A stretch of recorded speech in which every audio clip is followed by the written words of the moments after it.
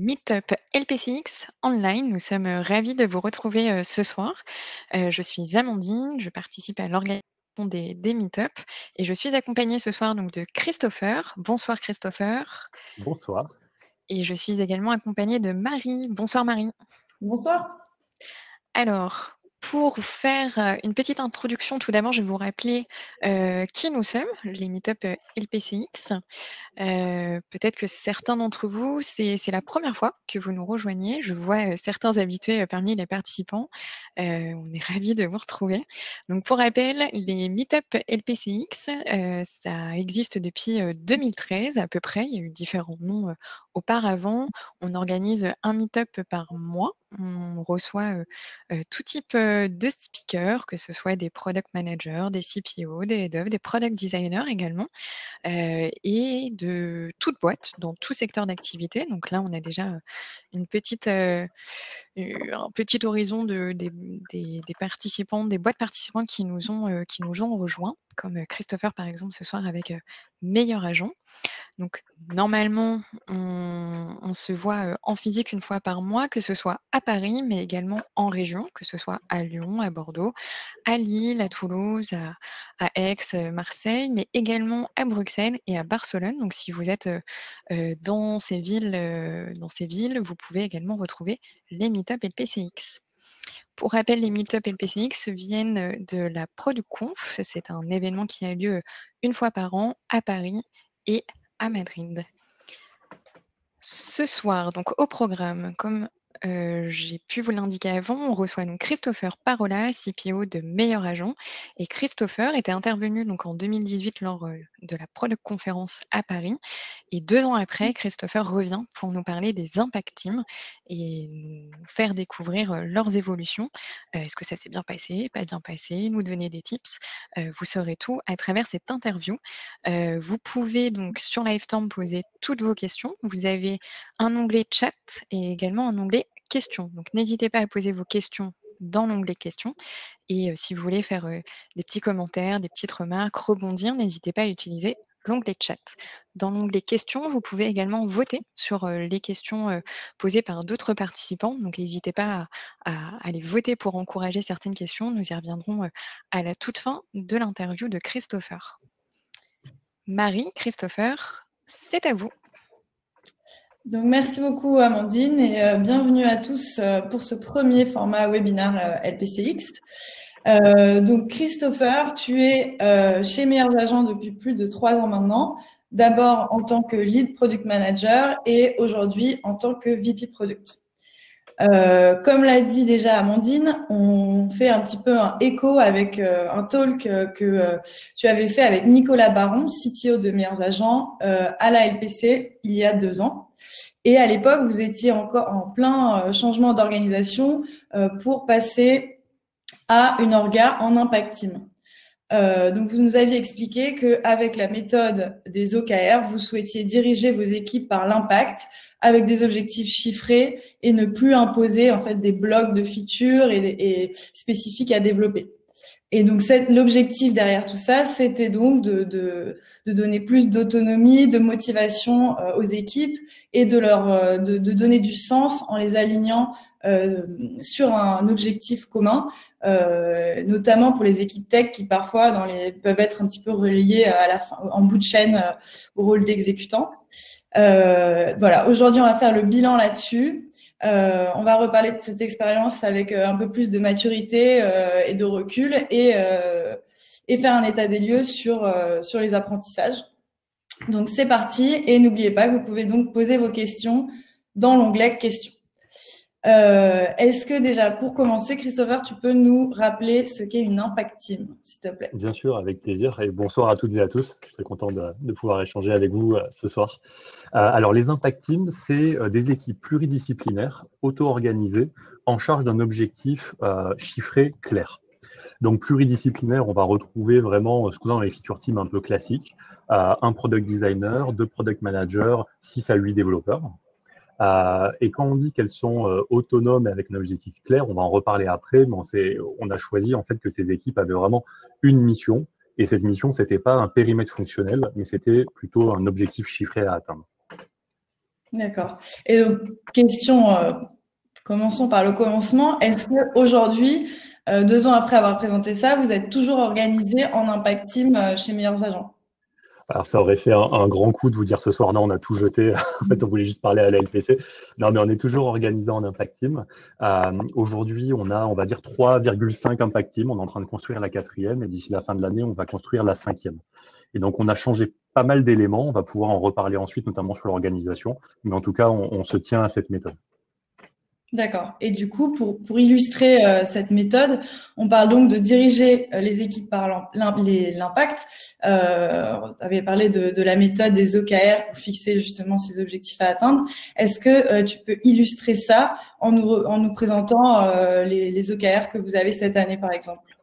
Bien sûr, et c'est un des premiers changements qu'on a eu. En fait, quand on a passé à la méthode OKR, la première année, on a eu beaucoup de mal à se limiter sur le volume d'OKR. Il faut se rappeler qu'on passait d'une roadmap figée donnée par le comité de direction à, on leur disait, bon, maintenant, il n'y a plus que 3 OKR ou 4 OKR et puis c'est tout. Donc, ça a été très dur. Et quand on venait vous voir à la LPC en 2018, on avait 7 OKR. Et donc, ça n'a pas été une année très, très confortable avec tous ces OKR. Là, en 2020, on est content, on en a 3. Et ils ont vraiment un KR qui est chiffré et qui est mesurable assez facilement. C'est pas des KR qualitatifs qu'on a. Et donc, par exemple, je peux vous dire que côté B2C, notre objectif, c'est que les particuliers qui ont un projet de vente viennent et reviennent sur notre plateforme tous les mois. Et ce qu'on veut, c'est passer d'à peu près 180 000 particuliers qui reviennent chaque mois à 245 000 en janvier 2021. Ok. Et est-ce que je sais que tu as aussi revisionné ce fameux talk de 2018. Quel est le principal sentiment qui t'est venu en voyant ça et par rapport à ce changement d'organisation? Bon, quand j'ai revu la vidéo là récemment, je me suis un peu marré parce qu'à l'époque, avec Nicolas, on avait toute une partie de la vidéo où on expliquait à quel point on croyait pas au remote. En fait, on pensait que pour faire ça, fallait être colocalisé. Et donc bon, mais là, on est en train de faire ce webinaire. C'est un peu ridicule. Avec le recul, ce qu'on aurait dû expliquer, c'est pas ça. En fait, on mise sur la colocalisation pour mettre en place un changement d'organisation. C'est-à-dire que si on avait été en remote, un peu de gens en remote, un peu de gens colocalisés, je pense qu'on aurait eu beaucoup de mal à basculer du mode de travail un peu classique avec la roadmap figée à ce mode de travail en impact team. Et le fait d'être tous ensemble, ça nous a permis vraiment de tester, d'adapter les choses au fur et à mesure. Et donc, voilà, cette colocalisation, elle nous permet ça. Après, là, on est tous en remote, forcés comme tout le monde depuis quelques semaines. Et en fait, ça roule très bien, les sujets avancent, on vient de valider la roadmap. Tout se passe comme si on était tous colocalisés. Mais voilà, pour amorcer le changement, je continue de penser que la colocalisation était importante. Ok. Et du coup, tu dis ça roule très bien, ça fonctionne. Est-ce que tu peux nous citer les principaux avantages de cette nouvelle organisation? Le premier, pour moi, c'est vraiment l'autonomie qu'on laisse aux équipes et qui fait que là, par exemple, dans cette période de confinement, en fait, ça continue à tourner sans avoir 50 meetings de synchronisation. Il y en a un peu plus, mais c'est vrai que quand je parle à d'autres personnes qui sont aujourd'hui en confinement et donc en remote, j'entends beaucoup, j'ai beaucoup plus de meetings qu'avant, je dois tout valider, je dois tout montrer. Nous, on n'a pas basculé là-dedans parce qu'on avait déjà un mode où on faisait pas ça avant. Donc l'autonomie laissée aux équipes, elle est vraiment très positive. Le second avantage que je vois, c'est qu'on vise juste plus régulièrement. C'est pas parce qu'on est devenu des génies que d'un coup on a toujours la bonne idée, mais c'est parce qu'en fait on est vraiment capable de faire les bonnes recherches en amont et de laisser l'équipe faire sa recherche pour faire la bonne idée. Là récemment, on a sorti 2 produits au cours des dernières années qui ont eu un vrai impact sur notre activité. Et ce qui est intéressant, c'est que ces produits ils sont assez différents de leur idée originelle. Donc en fait, quand on confie ces produits aux équipes, on leur dit, ben voilà, ce qu'on veut, c'est augmenter par exemple notre monthly recurring revenue, notre MRR de 30%. Et on peut dire à l'équipe, il y a une idée dans l'air, c'est faire un rapport PDF à destination de nos clients agents immobiliers. Bon, la réalité, c'est que quand l'équipe travaille dessus, elle se rend compte en fait que ce rapport PDF, c'est pas du tout une bonne idée, c'est long, ça n'atteindrait pas l'objectif. Et donc elle propose autre chose qui est une sorte d'accès à une base de données exhaustive pour l'agent. Et donc, elle est capable de dire cette idée qu'on nous a donnée au début, elle n'est pas bonne, mais comme je sais quel objectif je cherche, j'ai trouvé une autre idée qui est meilleure et de la mettre en place. Et après, le troisième bénéfice qu'on a aussi, là, il est plus côté RH et c'est important parce qu'aujourd'hui, moi, mon rôle, c'est aussi de construire une équipe produit. Et en fait, notre quête de donner du sens aux équipes, on pense que ça porte ses fruits. Et un exemple de ça fait qu'on a un très, très faible turnover. Par exemple, sur l'équipe produit, aujourd'hui, on est 16 et on a eu un départ sur l'année qui s'est écoulée. Donc, on a des gens qui restent et qui s'inscrivent dans la durée dans les équipes. Ok, bravo. Est-ce que du coup, tu peux aussi nous dire quels sont les inconvénients de cette organisation, quelles sont les difficultés rencontrées?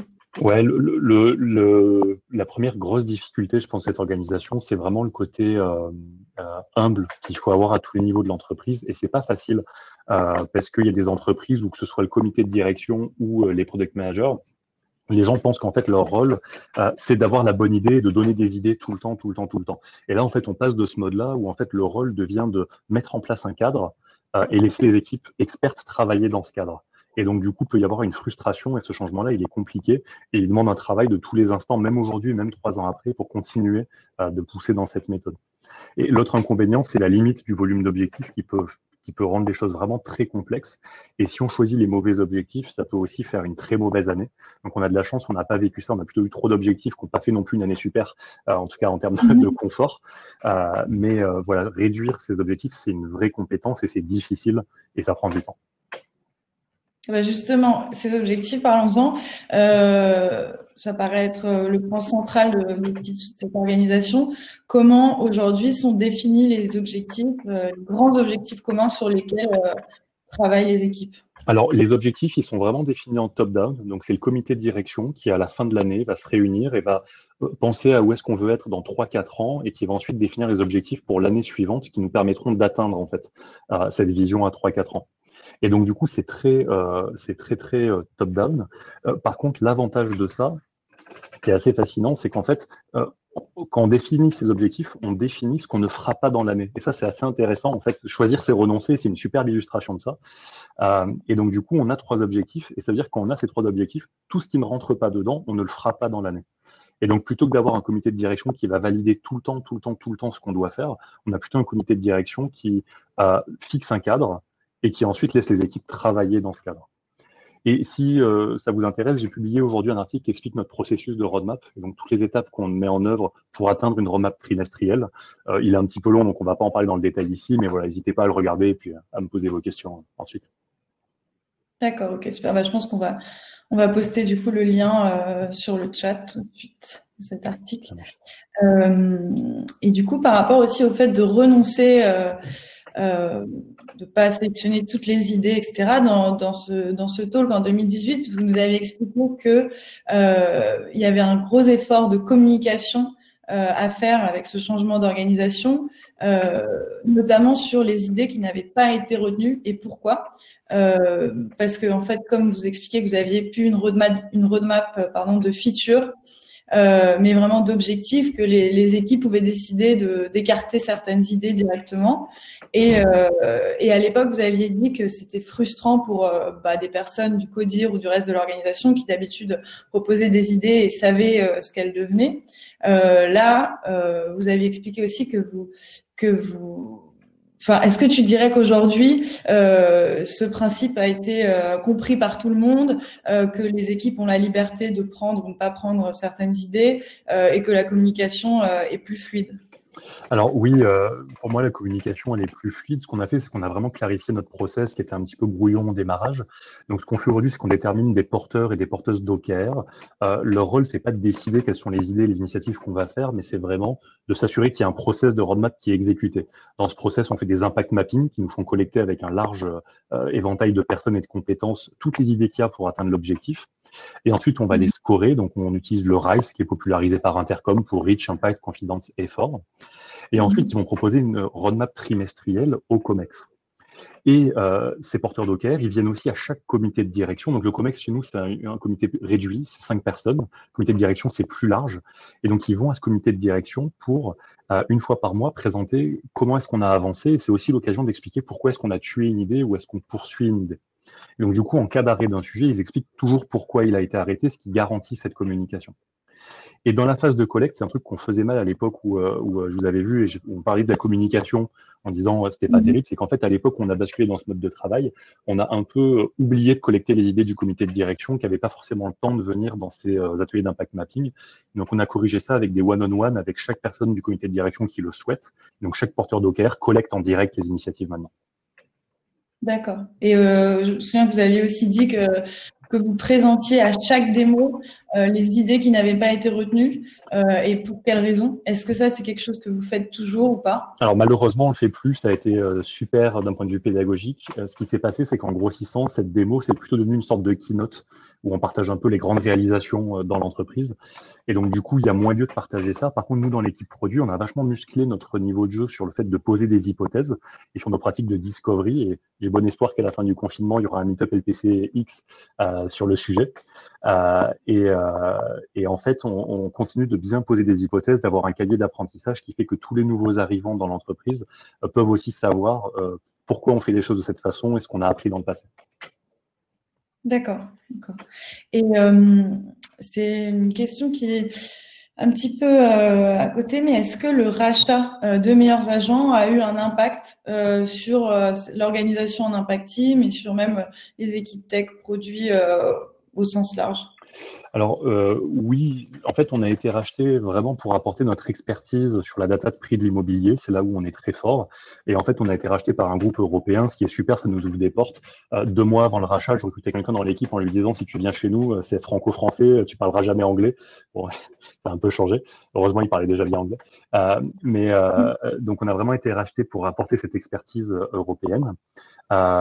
Et en ce sens, le groupe, il veut vraiment conserver notre capacité à innover. Donc, en fait, il a vraiment demandé à ce qu'on continue ce qu'on faisait et donc de pas du tout changer nos pratiques. Ce qui est intéressant aussi, c'est que dans la due deal qu'on a fait avec le groupe, on a eu des discussions sur notre modèle organisationnel et on a pu valoriser le fait que ce modèle organisationnel nous permettait de scaler facilement. En fait, on pense que les impact teams et ce qu'on a mis en place, qu'on en ait 3, 4, 5, 8, il y aura des changements et des choses à améliorer, mais ça va scaler. Ça ne nécessitera pas une refonte en profondeur de nos pratiques. D'accord. Et est-ce que vous avez aussi pu conserver cette culture du test et aussi la méthode que vous aviez décrite, qui était de mettre en production du code un peu sale, entre guillemets, pour tester rapidement et ensuite industrialiser le code et le cleaner, disons. Est-ce que ça, c'est quelque chose que vous faites encore? Ouais, c'est quelque chose qu'on fait encore et c'est vraiment important pour nous d'être capable de le faire parce qu'on a vraiment en 3 ans plein de choses qu'on a jetées avant la phase d'industrialisation parce que ça servait à rien. Et en fait, c'était une mauvaise idée. Donc ça, c'est bien qu'on ait économisé du temps là-dessus. Par contre, pour faire ça, on n'a rien inventé. On a vraiment appliqué de manière pure et simple le concept de dette technique en fait. D'accord. Et ça, c'est accepté par toutes les parties prenantes, par toute l'entreprise C'est une super question parce qu'il y a 2 personnes à convaincre. Il y a les développeurs et leur prouver qu'on n'est pas en train de les arnaquer et qu'on va pas laisser le petit truc crade en prod parce que bon, ça marche après tout. Donc ça, on a vraiment des exemples. Là, on est en ce moment dans une phase d'industrialisation d'une équipe. Elle a passé 3 mois à faire un test et on remet 3 mois au pot pour faire l'industrialisation. Donc on a doublé le temps de projet pour faire les choses proprement. Donc on a prouvé aux développeurs qu'on respectait ce contrat qu'on avait avec eux. Et donc en fait, ils embrassent plus facilement cette méthode grâce à ça. Ça, c'est la première chose. La deuxième chose aussi, c'est qu'il faut convaincre aussi le comité de direction, et donc moi, mes pairs dans l'entreprise, parce que c'est un peu pareil. Quand je vais les voir et que dans ma roadmap, je leur explique que je peux rien faire, parce que pendant 3 mois, j'industrialise, mais que quand ils vont sur le site web, ils cliquent sur le bouton et ça marche, j'ai forcément des questions aussi. Il y a vraiment une confiance à construire et avec les équipes techniques et avec les équipes de direction pour leur expliquer qu'on a tous le même objectif, on veut tous que ça avance vite, on n'est pas en train juste de se faire plaisir à faire de la refonte technique ou ce genre de choses. Oui, bien sûr. Ok.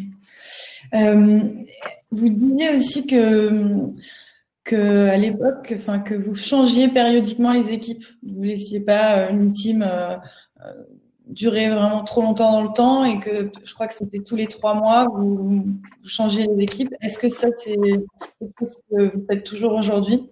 En fait, avec le recul, je pense qu'on n'aurait pas dû lier ce qu'on avait appelé le mercato, donc ce grand changement, avec les impact teams. Parce que pour moi, les impact teams, ça implique pas nécessairement ce changement périodique de nos équipes. D'accord. Donc, c'était totalement indépendant de l'orga en impact team, mais du coup, maintenant, est-ce que vous le faites avec l'organisation actuelle ou vous cassez les équipes ou pas? En fait, on a arrêté de le faire récemment, donc cette année. En gros, pendant 2 ans, on a fait ces mercatos tous les 3 mois. C'était des mercatos vraiment imposés. Et je pense que on l'a fait pour répondre à un problème que certains qui nous écoutent ont peut-être. Pour moi, c'est le problème des entreprises en forte croissance. C'est-à-dire qu'à un moment donné, vous avez une équipe, 4-5 développeurs, peut-être 6. Puis d'un coup, vous en créez 2 de plus. Puis là, il y a 15 développeurs. Et en fait, vous vous retrouvez avec 10 développeurs parmi vous. qui sont tout nouveaux et qui connaissent pas bien le système, alors que vous avez des anciens qui connaissent très bien ce système. Et donc, on s'est pas dit on fait le mercato, ça va bien se passer. Quand on s'est dit on fait le mercato, on s'est dit on sait qu'une équipe, faut au moins 3 sprints agiles, on a un peu ce magic number, mais faut plusieurs sprints de 2 semaines, donc on va dire allez, faut entre 1 mois et demi et 3 mois pour qu'elles roulent ensemble, qu'elle atteigne sa vélocité de croisière, qu'elle règle ses problèmes. Et en fait, nous, on peut se dire, mais pourquoi les mecs ont fait ça? On a choisi de casser les équipes quand elles commençaient à être véloces. C'est ça qu'on a choisi de faire avec ce modèle-là. Mais en fait, on l'a fait en notre âme et conscience parce qu'on avait vraiment un enjeu de partager la connaissance et de s'assurer que le plus grand nombre de personnes dans l'entreprise allaient être capables d'intervenir sur toutes les parties du système. Et si on n'avait pas ça, nos impact teams, elles étaient très compliquées à mettre en œuvre.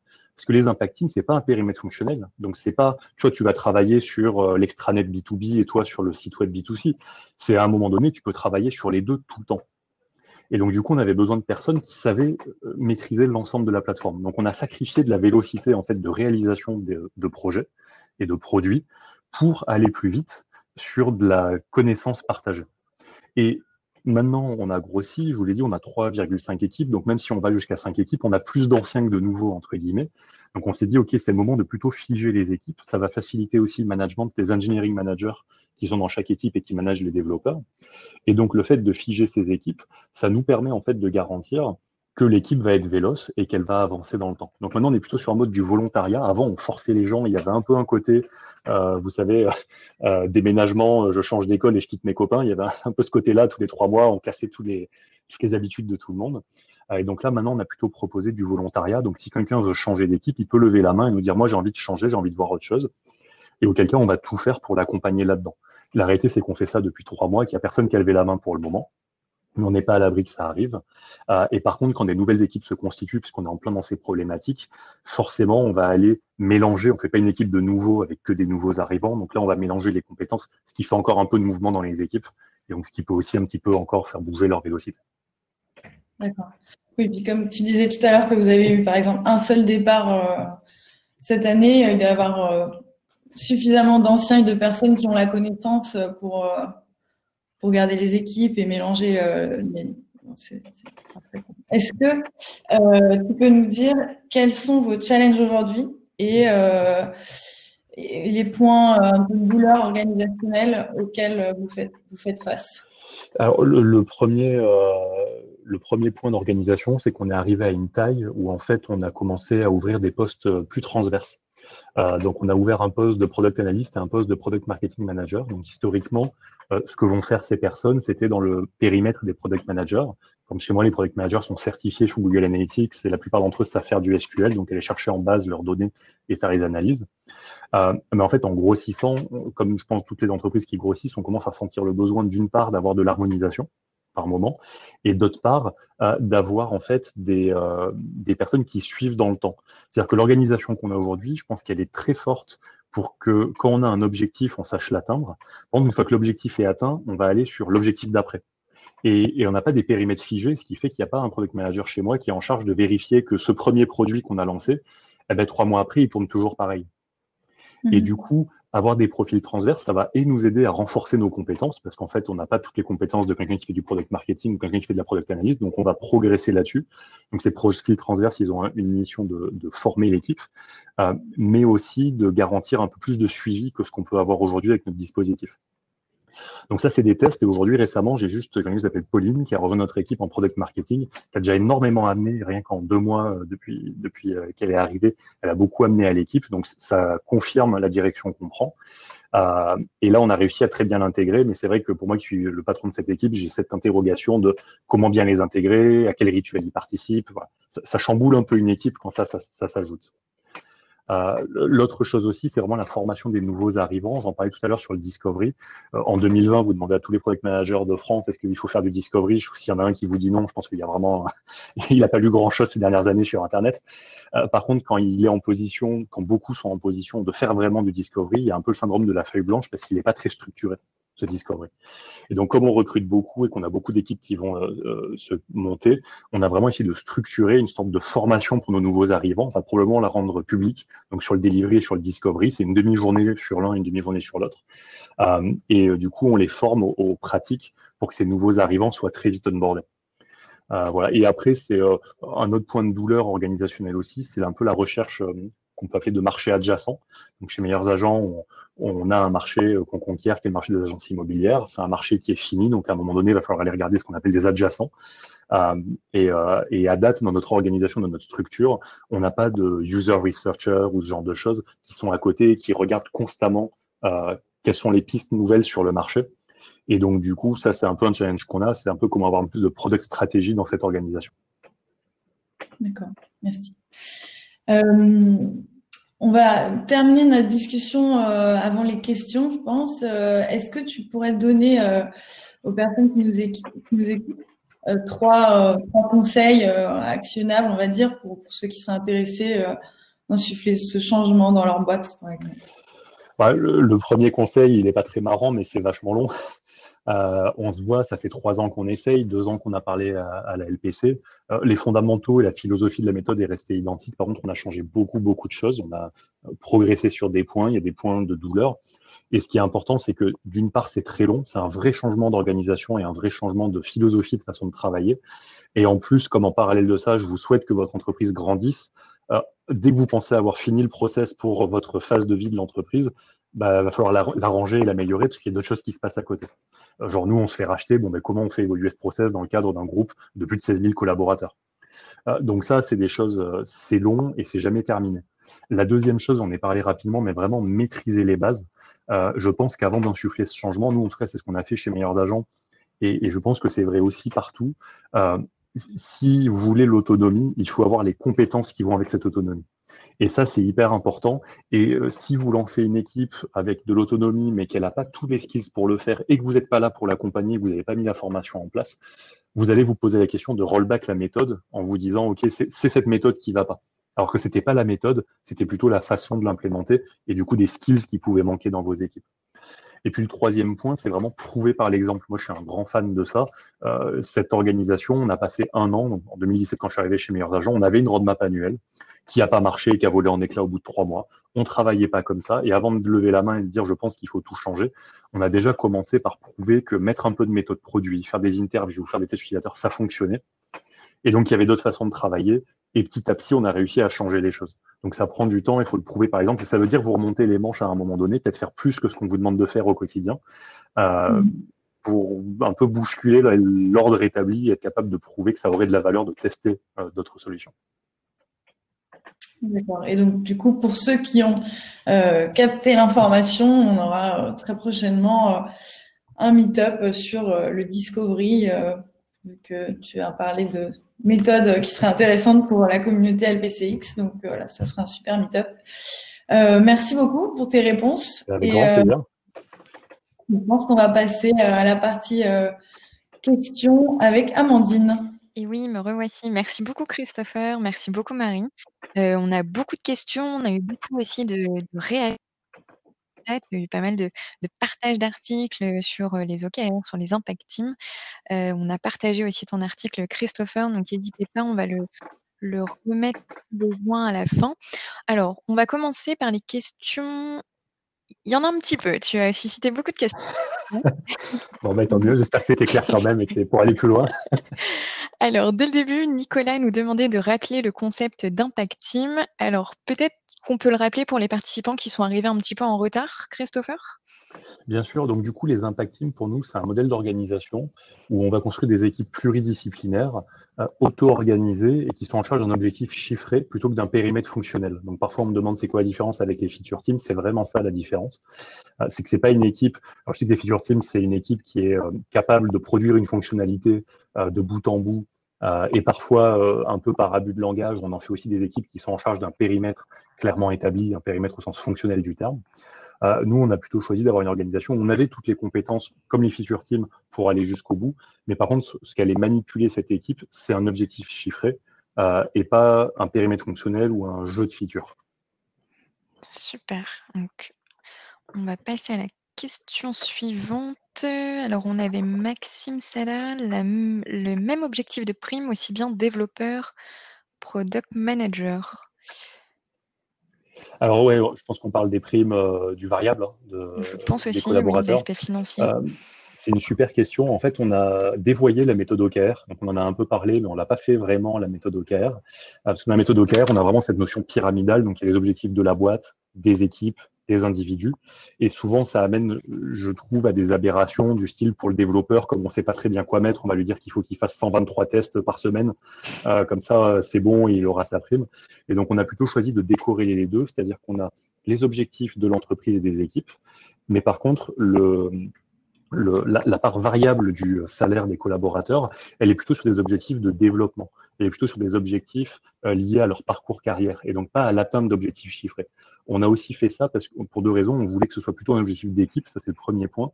Le second point, on voulait pas en fait punir le fait que potentiellement dans ta recherche d'atteinte de l'objectif, tu échoues parce que ça peut arriver d'échouer.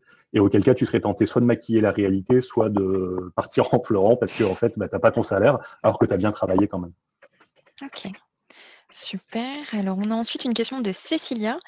Comment gérez-vous les profils tels que les UX designers, les DevOps, les QA? Sont-ils intégrés dans les impact teams ou sont-ils en transverse? Alors, si c'est OK pour toi, Amandine, je vais prendre un poil de temps sur celle-là parce qu'elle Vas-y. elle est assez riche. Donc, Product Analyst, j'en ai parlé, ça va être quelqu'un de transverse. Mais chaque Product Manager sait faire ses analyses. On n'a pas de QA chez nous. Donc, en fait, on considère que nos Product Managers, ils ont un rôle de Product Manager et de Product Owner. Donc, ils font aussi le delivery et ils font le discovery et ils sont en charge de faire la QA. Et c'est une responsabilité partagée avec les développeurs qui, eux, dans leur pratique de développement, ont le fait de faire des tests automatisés. Et donc, du coup, on n'a pas de QA dédié, mais c'est les product managers qui font leurs recettes. On a des UX, on appelle ça des product designers parce qu'ils font la partie UX et la partie UI chez nous, ils font les deux. Et c'est un peu comme les product managers qui font PO et PM. Des fois, on se pose la question, mais voilà, on a écrit un article dessus aussi. Si après on veut le mettre dans le chat, on pourra parce que c'est long comme explication. C'est pas temps pour faire la pub. Ça marche, on va le partager. Et donc les product designers sont dans les équipes. Donc dans les équipes, on a un product designer, deux product managers et des développeurs, 6 à 8 développeurs. Et donc ils sont vraiment dans ces équipes et ils sont objectivés sur ces objectifs chiffrés clairs. Évidemment, après on a des guildes à côté sur un peu le modèle Spotify que tout le monde connaît pour partager des choses sur nos bonnes pratiques. Ok, super. Très complet, et donc on partagera l'article en plus. On a une question de Robin qui a suscité 21 pouces en plus. Wow. Comment gérez-vous les interdépendances avec les autres disciplines, entre guillemets, opérations, ventes, lors de la définition des OKR et des initiatives? Alors, dans notre comité de direction, il y a le directeur des opérations, qui est aussi au comité exécutif, donc qui est aussi une des personnes en charge de valider les roadmaps. Et donc, en fait, ce qu'on fait, c'est qu'on a vraiment une phase de collecte large au début de l'année. Donc, les OKR, ils sont définis par ce comité de direction. Donc là, il y a tout le monde dedans, et donc ils sont là, et donc on prend en compte aussi leurs besoins. En plus des OKR, on a aussi un objectif de chiffre d'affaires, qui permet encore plus d'avoir un œil aussi sur cette partie opération. Et ensuite, quand on fait la collecte avec des gens de toutes les équipes. Donc, il y a des gens qui sont des commerciaux, qui sont au téléphone toute la journée, qui sont avec nous dans cette phase de collecte. Donc, on a bien leurs initiatives. Et une fois que cette phase de collecte est faite, la porteuse d'initiative va passer du temps avec une personne du marketing et une personne des équipes opérations pour cette phase de scoring. Donc, on l'a fait en comité plus réduit. Mais donc, du coup, quand on fait cette proposition de roadmap, elle a vraiment été faite, il faut la voir comme faite par un trio qui est product manager, quelqu'un du marketing et quelqu'un des opérations. Et donc, ça nous permet de garantir qu'en fait, on a bien pris en compte les bandes passantes des équipes, ce qu'ils attendent. Avant de vous rejoindre, j'étais sur un meeting où on décidait quel était le prochain produit qu'on lancerait en septembre, parce qu'en septembre, il y a un rythme commercial particulier à aller chercher. Donc voilà, ces interdépendances et ces enjeux-là, on les collecte aussi à ce moment-là. Ok, super. Alors, je viens de trier les questions par ordre qui m'ont reçu le plus de votes. Merci, désolée, je n'avais pas vu vos remarques dans le chat auparavant. Alors du coup, la première question qui a suscité le plus de votes, 32, est d'Adrien. Peux-tu détailler le rôle des 2 product managers intégrant chaque impact team, s'il te plaît, et comment sont gérées la partie Discover et Delivery, même si je le répète, la partie Discover aura son meet-up, un talk lors d'un meet-up. Ouais, et c'est vraiment le sujet, de l'article sur 2 product managers par équipe. Je vais essayer de le faire très rapidement. En gros, l'idée, c'est d'avoir à un instant T toujours un sujet en discovery et toujours un sujet en delivery en parallèle. Donc ça, c'est la théorie superbe, ce qui nous permet en fait de toujours monter notre niveau de confiance sur des sujets, de préparer la suite, d'avoir peu de temps mort. Ça, c'est notre cible. La réalité, c'est que en fait, ces product managers, ils vont plutôt faire quelque chose comme 70-30. Donc, au début d'un trimestre, ils vont se mettre d'accord et se partager les initiatives et se dire, bon, mais toi, tu vas plutôt faire le delivery de celle-là, moi, je vais plutôt faire le discovery de celle-là. Mais s'il y a un moment intense en delivery, par exemple, c'est la QA finale du projet, par exemple, c'est toute la phase de story mapping au démarrage, en fait, ils vont s'y mettre à deux. Et donc, si je caricature, ils vont passer à peu près 70% de leur temps sur leurs tâches un peu qu'ils ont décidées au début, donc discovery ou delivery, et le 30% restant, ils vont venir aider l'autre product manager à faire l'autre partie du travail. Ce qui est important avec ça, c'est qu'ils vont switcher, ils vont pas se passer le relais. Donc, c'est pas moi j'ai fait le discovery et puis je te dis ce qu'il faut faire et maintenant débrouille-toi avec les devs. Ça, c'est un peu les rôles dans les orgas où on a des PO, ou même parfois des proxy PO, on entend ces termes-là. Ça, on n'a pas voulu le faire. Ce qu'on a voulu faire, c'est vraiment avoir cette rotation, notamment parce que ça permet, et d'une part, aux deux product managers de monter en compétence sur les deux, et aussi parce que celui qui a fait le discovery, c'est sûrement le plus à même de prendre les bonnes décisions dans le feu de l'action, dans le delivery. Ok, très, très clair. Donc, n'oubliez pas de voter sur les questions si vous voulez qu'elles remontent le plus possible. On va passer à la seconde question. Donc, c'est de Mathieu. Entre le moment où vous avez défini les OKR, combien de temps laissez-vous à l'équipe pour faire sa recherche et lui permettre de challenger l'idée initiale, trouver une solution qui va le mieux pour driver l'objectif business? Super bonne question et assez compliquée. Par exemple, pour rien vous cacher, on est en retard tous les débuts d'année. Parce qu'en fait, le comité de direction tarde un peu à valider les OKR de l'année. Et donc, du coup, souvent, on livre les OKR juste avant Noël. Et donc, en fait, notre premier trimestre, la roadmap du trimestre, elle commence réellement plutôt en février. Donc, on se recale sur le deuxième trimestre. Donc, ça, c'est pour être complètement honnête avec vous. Après, c'est pas trop grave parce que je connais pas beaucoup d'entreprises où vraiment les projets s'arrêtent au 1er janvier parce qu'on a dit que c'était la fin de l'année. Donc, il y a toujours du reliquat. Donc, on se tombe pas les pouces sur le mois de janvier. On fait pas tous du ski, on bosse. Et par contre, après, une fois qu'une initiative est donnée à une équipe, en fait, ça va vachement dépendre du niveau de confiance de cette initiative. C'est-à-dire qu'il y a des initiatives où on sait qu'il faut la faire parce qu'on a déjà mené des études dans le passé, on a déjà des insights et donc en fait, on est plutôt sur comment bien la faire, et donc plutôt sur de la conception de l'initiative. Et puis, on a d'autres sujets où on va plutôt confier à l'équipe une question un peu globale. On veut soutenir le chiffre d'affaires, qu'est-ce qu'il faut faire? Et donc là, on va avoir du temps. Par contre, ce temps, effectivement, il va pas être infini. On va pas pouvoir faire du design thinking ou du discovery sur des périodes vraiment complètement longues. Je dirais qu'en moyenne, chez nous, le temps qu'on alloue pour se dire est-ce que c'est une bonne initiative ou pas, c'est à peu près 1 mois. Et après ce mois, c'est plutôt 1 mois pour se dire, OK, est-ce qu'on continue de la creuser? Après, une fois que ce mois il est fini, ça change pas qu'il faut faire des tests utilisateurs, des tests de willingness to pay, des études de marché, etc. Mais on se donne 1 mois pour se mettre un bon niveau de confiance avec un peu de quali, un peu de quanti, etc. Ok, très bien. Alors, la question de Robin, on a répondu. On a une question de Laure. D'après toi, à partir de combien de personnes côté produit, donc PM, design, tech réunis, une organisation en impact team te semble-t-elle intéressante à mettre en place? Et est-ce que tu peux rappeler en parallèle combien vous êtes chez Meilleur Agent? Oui, tout à fait. Alors, chez Meilleur Agent, aujourd'hui, on est plus de 300. Mais ce qu'il faut voir, c'est qu'il y a une énorme partie opération, puisqu'on a des plateaux d'appel avec nous et qui sont assez nombreux. Dans l'équipe produit, aujourd'hui, on est 16 personnes. On va monter à 19 d'ici la fin d'année. Alors, je prends en compte les recrutements qu'on a déjà fait. Aujourd'hui, en vrai, on est plutôt 14. Voilà. On a 3 impact teams avec 8 développeurs par équipe à date, donc à peu près 24. Je n'en ai pas parlé aussi, mais on a une équipe de DevOps à côté, donc qui eux s'assurent de maintenir le site en état de marche, notamment quand on fait des campagnes de pub et autres, et qui sont sortis aujourd'hui des impact teams, même s'ils interagissent évidemment avec elles au moment de déployer. Pour moi, en tout cas, je peux vous raconter nous ce qu'on a fait.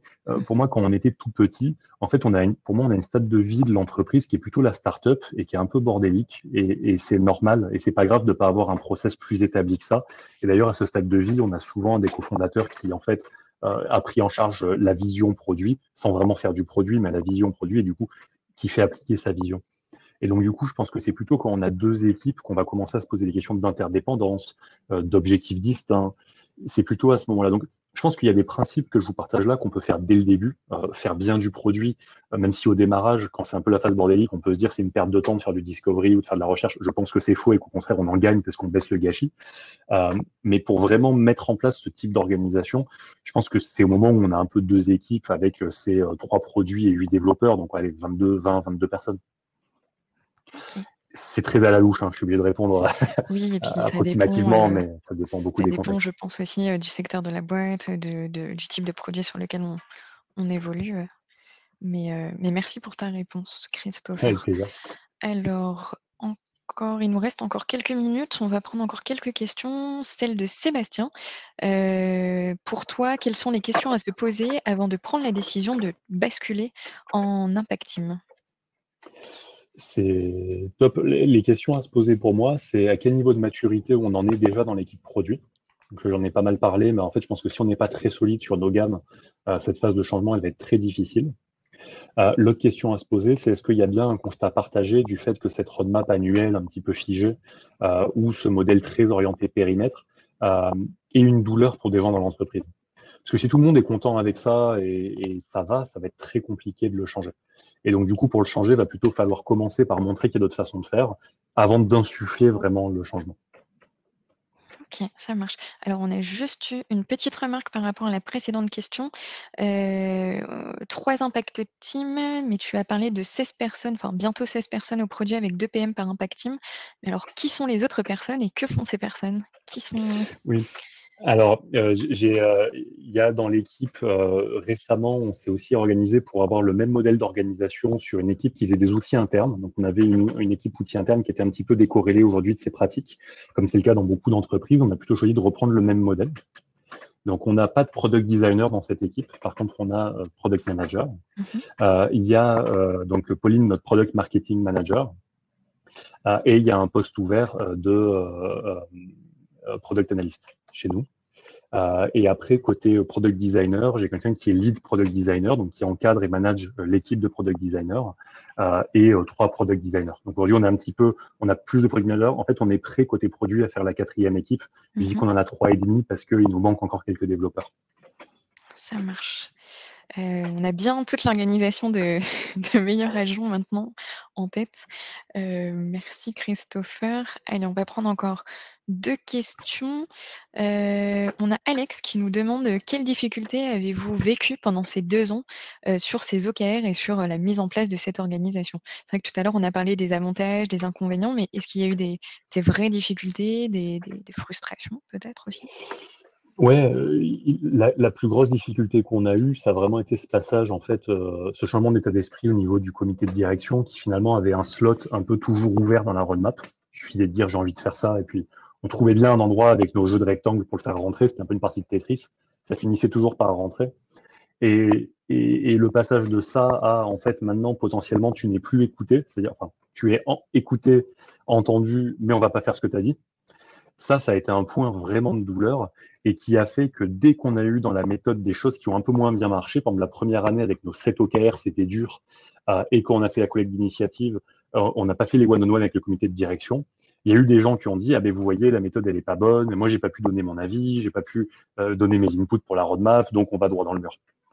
Et je diabolise pas du tout notre comité de direction, c'est que des gens avec qui je travaille encore, donc je me permettrai pas de dire ça si c'était pas intéressant pour nous aujourd'hui. Là où c'est intéressant, c'est qu'en fait, c'est plutôt nous qui avons raté des étapes. On a raté notamment l'étape de cette collecte et on a raté une étape de communication au début. Et ça a été très dur. Et c'est ce que je disais tout à l'heure, ça a été tellement dur qu'en fait, quand c'est dur, on est tenté d'abandonner et de se raccrocher à ce qu'on connaissait, même si c'était un optimum local et pas le parfait optimum pour la boîte. Bah, ça marchouillait un petit peu avant quand même. Donc, on n'avait pas ces problèmes. Donc, si on y retournait, quoi, et que c'est tentant. Ça marche. Et alors, allez, on va prendre une dernière question, notamment sur les outils. Et peut-être que tu auras des recos à nous faire, surtout en cette période de remote. Est-ce que tu utilises, enfin, est-ce qu'avec tes équipes, vous utilisez des outils en particulier et notamment sur le suivi de vos OKR enfin, comment vous vous organisez aujourd'hui? Et encore plus avec le confinement. Alors, en fait, on est très, très peu orienté outils. Donc, bon, avec le confinement, on a retravaillé pour faire nos tests utilisateurs à distance, etc. Puis ça, on pourra en parler un tout moment. Mais vraiment, sur le sujet des OKR, en fait, on a chez nous mis en place une BI avec Tableau qui permet d'aller faire de la requête dans une source de données unique. Avant, on avait de la donnée, mais elle était pas unique. Donc, en fait, des fois, on n'avait pas les mêmes chiffres entre les équipes. Ça, c'était une complexité. J'aurais pu en parler tout à l'heure. C'est un point qu'on a traité. Et donc, en fait, c'est chaque porteur d'OKR avec cette personne qui est product analyst. Donc, on n'a pas encore quelqu'un en interne dans l'équipe, mais on a un analyste de l'entreprise qui nous aide là-dessus. On va scorer, en fait, l'apport de chaque initiative par rapport à l'OKR. Donc, ça sous-entend d'avoir un OKR bien défini, bien chiffré, et que quand on le définit, on sache le mesurer, donc avoir un chiffre bien mesurable. Et ça nous permet, en fait, dès qu'on ajoute une initiative, de mesurer l'impact de cette initiative sur l'OKR. Et donc, en fait, l'outil qu'on a, c'est très, très bête, mais c'est une bonne spreadsheet et un Google Slide pour aller le montrer au CODIR. Et chaque porteur d'OKR fait un gros boulot pour faire, en fait, un tableau avec voilà les initiatives qu'on a fait, voilà l'apport sur l'OKR, en pourcentage, en chiffres, en peu importe en quoi. Et donc, on pense qu'il faut continuer, on est dans la bonne direction, ou là, en fait, on s'est planté. On voit bien que l'apport, c'est un pouillème de ce qu'on espérait faire. Ok.